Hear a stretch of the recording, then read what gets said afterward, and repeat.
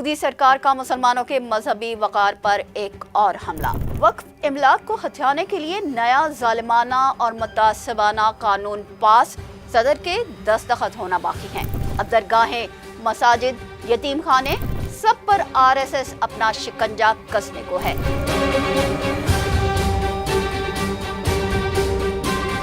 मोदी का नया भारत नहीं, मुसलमानों के लिए एक नया कैद खाना बनता जा रहा है।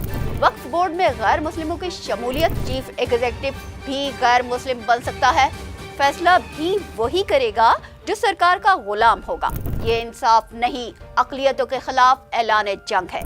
इंतहा पसंद वज़ीर आज़म नरेंद्र मोदी भारत में बसने वाले मुसलमानों के खिलाफ अज़ाइम का इजहार नित नए अंदाज से करते रहते हैं।